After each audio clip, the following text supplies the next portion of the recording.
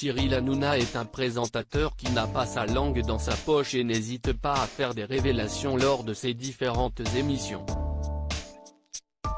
La dernière en date, celle du mardi 5 janvier durant laquelle il n'a pas hésité à révéler les salaires des présentateurs de journaux télévisés de différentes chaînes. Selon ce dernier, Laurent Delahousse gagne 15 000 € par mois alors que David Pujada touchait 18 000 par mois.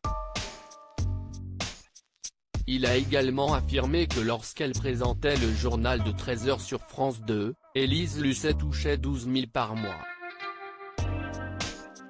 Il s'est ensuite attaqué aux rémunérations des journalistes de France 3.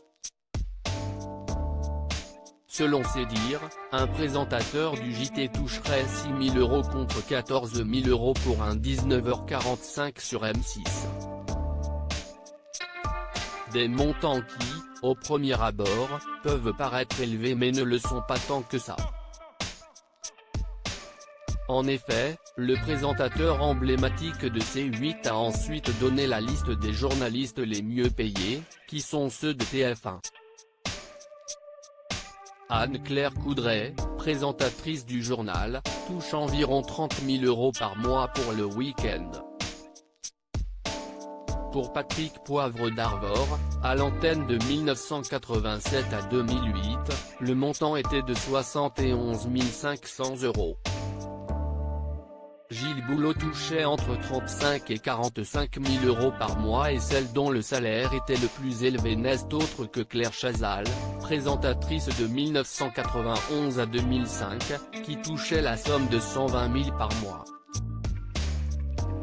Concernant Marie-Sophie Lacaro, qui est devenue la nouvelle présentatrice du 13h sur TF1 ce lundi 4 janvier. Elle a donc remplacé Jean-Pierre Pernaut, qui a fait ses adieux il y a un peu plus de 2 semaines. Le début d'une grande aventure pour la journaliste qui, selon Cyril Hanouna, a doublé son salaire. Selon ses dires, elle devait gagner 12 000 € sur France 2. Il a ensuite affirmé, si est incroyable quand elle dit qu'elle est beaucoup mieux payée à TF1 qu'à France 2. Selon lui, elle gagnerait aujourd'hui environ 30 000 € par mois. Un montant auquel la principale intéressée n'avait pas réfléchi avant d'accepter la proposition de TF1. Je n'aille même pas pensé au salaire. On m'a dit après combien je gagnerais, j'étais très contente, fin du deal, avait-elle révélé sur le plateau de Quotidien, après avoir simplement précisé qu'il était mieux qu'à France 2. Le salaire de Bernard Montiel. Si le montant des salaires de ces journalistes peuvent choquer, celui de Bernard Montiel va créer la stupeur. Sur le plateau de Touche pas à mon poste ce mardi 5 janvier, il a d'abord indiqué que, lorsqu'il était employé du groupe TF1, il touchait dans les 150 000 €.